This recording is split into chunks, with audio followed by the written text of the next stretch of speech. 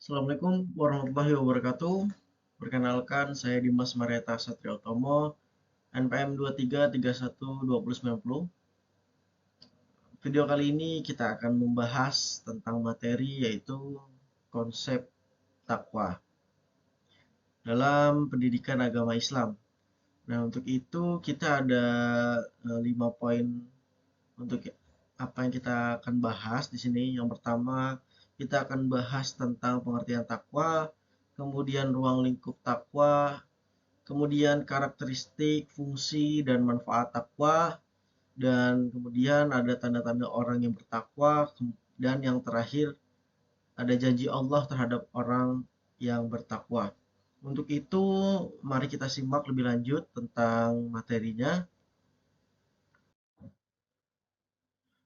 Oke, berdasarkan surah Al-Imran ayat 102, hai orang-orang yang beriman, bertakwalah kepada Allah dengan sebenar-benarnya bertakwa kepadanya.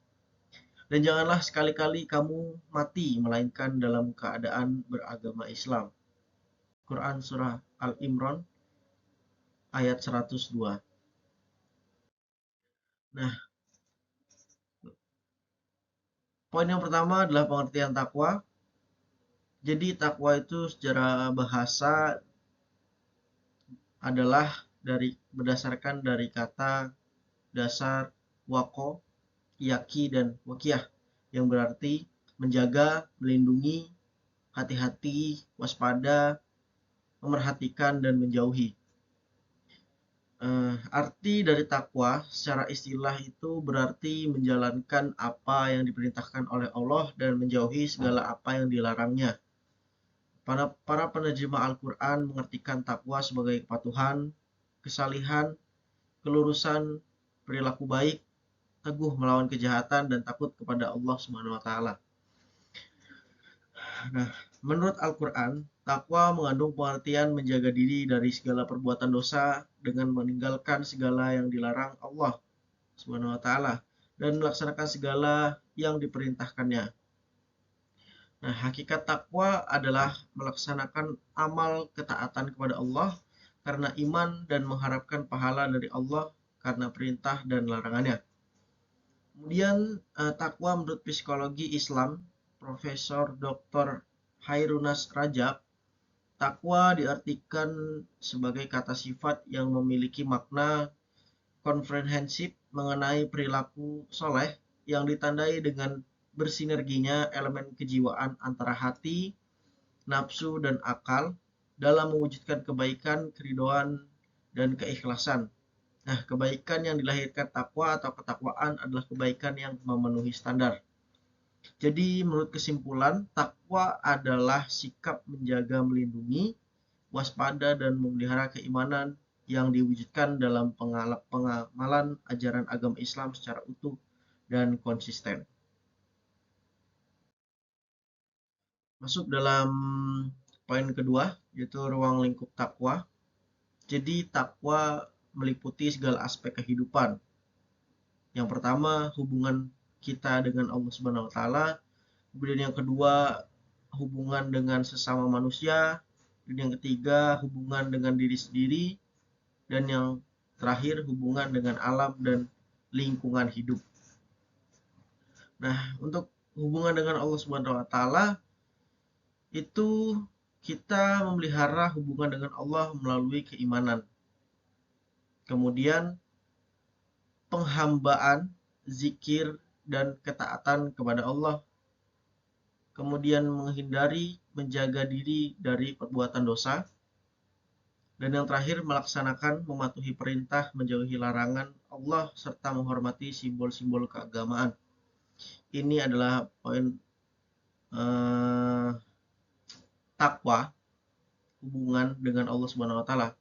Sedangkan takwa, hubungan dengan sesama manusia itu hubungannya yang pertama kita dermawan, kemudian suka menolong orang lain dalam kebaikan, kemudian menegakkan keadilan, kemudian melindungi yang lemah, dan yang terakhir menjadi motor penggerak dalam gotong royong dan kebaikan.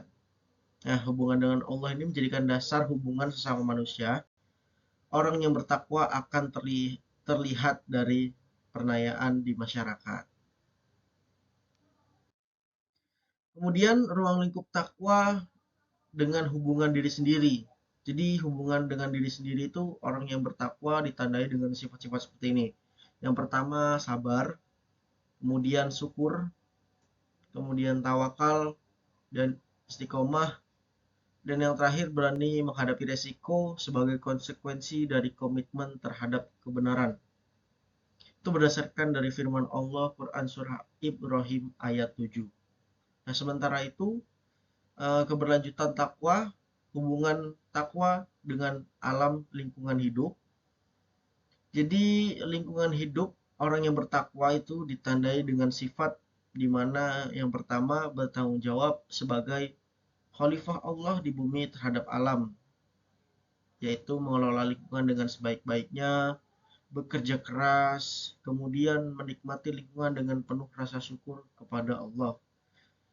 Nah, poin ini berdasarkan dari firman Allah Quran Surah Ar-Rum ayat 41.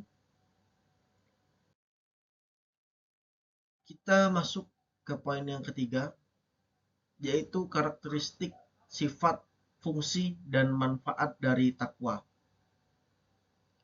Nah, karakteristik mustaqim menurut para musafir, Wahbah al-Zuhali, jadi karakteristik orang-orang yang bertakwa adalah orang-orang yang membenarkan seluruh yang dibawa oleh para nabi dan membenarkan tentang adanya hari akhir dan hal-hal yang terkandung di dalamnya. Kemudian menurut Muhammad Ali Al-Sabuni, karakteristik orang-orang mutakim adalah orang yang bersih hatinya, sehingga ia siap menerima hidayah Allah dan berbuat sesuai dengan apa yang diridhoi Allah. Sementara itu, menurut Quraisy Shihab, karakteristik mustaqim adalah yang memiliki tiga hal, yaitu yang pertama, menghindari kekufuran dengan jalan beriman kepada Allah. Yang kedua, berupaya melaksanakan perintah Allah dan menjauhi segala larangannya sesuai dengan kemampuan yang dimilikinya. Dan yang ketiga, menghindari diri dari segala aktivitas yang menjauhkan dirinya kepada Allah Subhanahu wa taala. Ini adalah karakteristik menurut para musafir-musafir Islam. Kemudian masuk di sifat orang yang bertakwa. Jadi ada tiga sifat orang yang bertakwa. Yang pertama dalam kategori ini ada muahadah, ada muraqabah, dan muaqabah. Nah, untuk muahadah itu mengingat-ingat janji kita kepada Allah Subhanahu wa taala. Kemudian untuk muraqabahnya merasa diawasi oleh Allah sehingga takut untuk berbuat dosa. Dan yang ketiga ada muakabah, itu memberikan sanksi pada diri sendiri kita ketika melakukan kesalahan.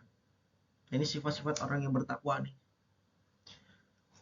Nah, untuk klasifikasi petunjuk manusianya, Allah mengklasifikasikan petunjuk 4 golongan manusia, yaitu mustaqim, mu'minin, kemudian muhsinin, dan yang terakhir muhlisin.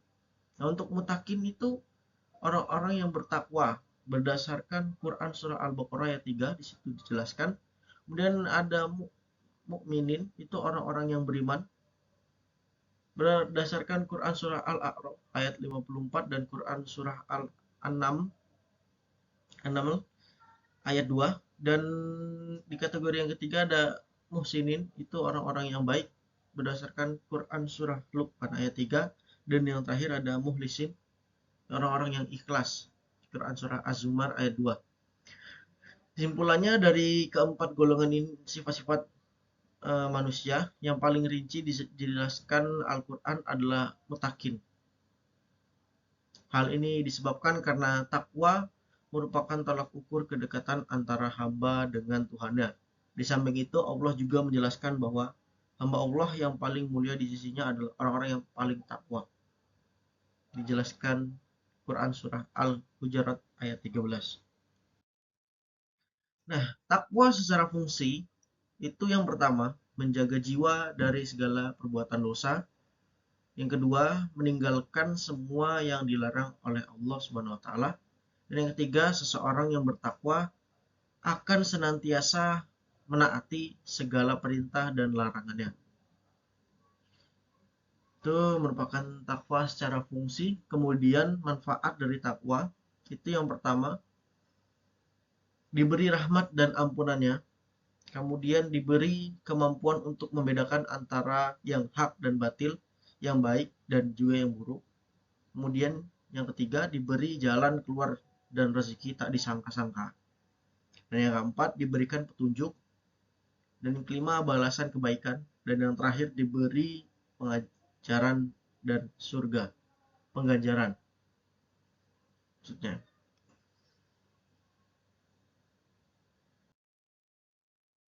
Nah, masuk dalam tanda-tanda orang yang bertakwa, poinnya.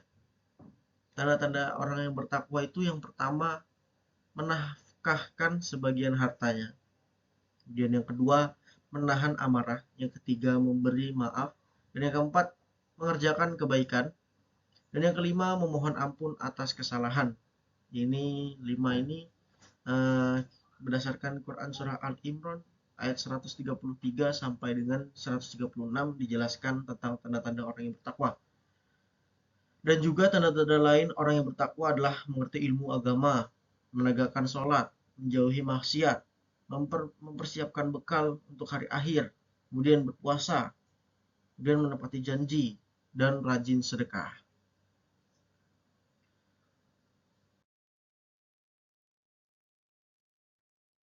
Nah, ini dijelaskan sebagaimana Quran Surah Al-Imran ayat 133 sampai dengan 136. Dan segala kamu kepada mengerjakan amal yang baik untuk mendapat kemampuan dari Tuhan kamu dan mendapat surga yang bidangnya seluas segala langit dan bumi yang disediakan bagi orang-orang yang bertakwa. Di Quran Surah Al-Imran ayat 133. Kemudian ayat 134 yaitu orang-orang yang mendermakan hartanya pada masa senang dan susah, dan orang-orang yang menahan kemarahannya, dan orang-orang yang memaafkan kesalahan orang. Dan ingatlah, Allah mengasihi orang-orang yang berbuat perkara yang baik.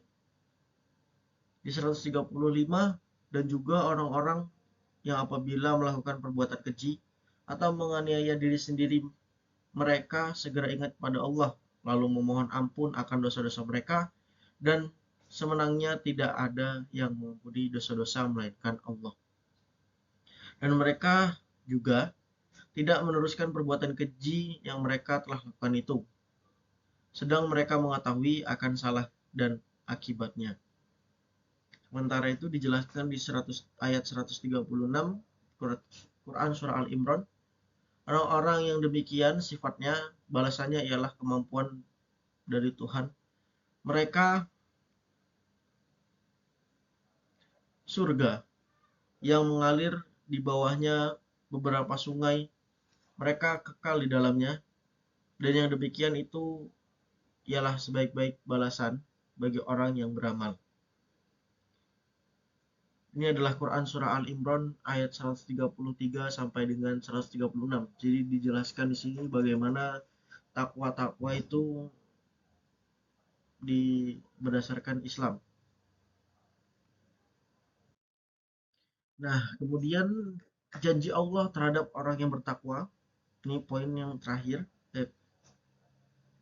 Nah, janji Allah Subhanahu wa taala kepada orang yang bertakwa akan memberi jalan keluar dan solusi kehidupan. Misalnya, memperoleh rezeki yang tidak diprediksi sebelumnya. Kemudian urusannya dimudahkan oleh Allah Subhanahu wa taala. Jadi ketika kita ada masalah, itu tiba-tiba aja gitu memperoleh rezeki yang tidak diprediksi sebelumnya. Jadi misal kayak kita nih lagi terlilit utang, kita buntu, kita mau aduh nyari duit di mana ya, misalkan apapun ya. Teman kucuk-kucuk teman kita datang nih. Teman kita datang nawarin pekerjaan yang nggak disangka-sangka. Nah, itu termasuk dalam janji Allah dalam untuk orang-orang yang bertakwa tuh. Jadi kita tiba-tiba teman kita datang untuk ngasih kerjaan, itu adalah rezeki yang tidak diprediksi sebelumnya, dan itu akan urusannya akan dimudahkan oleh Allah Subhanahu wa taala. Nah, kemudian kesanggupan bisa membedakan mana yang baik dan mana yang buruk dan dapat melaksanakannya. Ini adalah orang-orang yang bertakwa nih contohnya. Kita kita akan mengetahui nih ketika kita sedang dalam tersesat nih, jauh dari Allah nih, segera disadarkan nih, wah ini kita terlalu jauh nih, terlalu jauh nih dengan Allah. Nah, itu disadarkan. Sadarannya cepat. Jadi kita gampang untuk membedakan mana yang baik dan mana yang buruk. Kemudian mencukupi kebutuhan atau hajatnya. Kemudian dihapus kesalahan dan dosanya yang dilakukan. Nah, kemudian yang terakhir menjadikan penghuni sorga.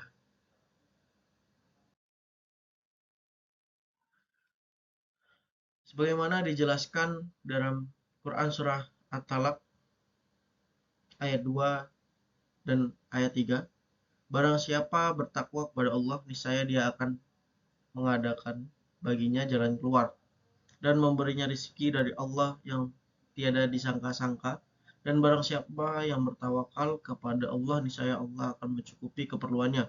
Sesungguhnya Allah melaksanakan urusan yang dikehendakinya. Sesungguhnya Allah telah mengadakan ketentuan bagi tiap-tiap sesuatu. Dan Quran Surah Al-Hujurat ayat 13 dengan arti dan maksud, wahai manusia, sesungguhnya kami telah menciptakan kamu dari seorang laki-laki dan perempuan.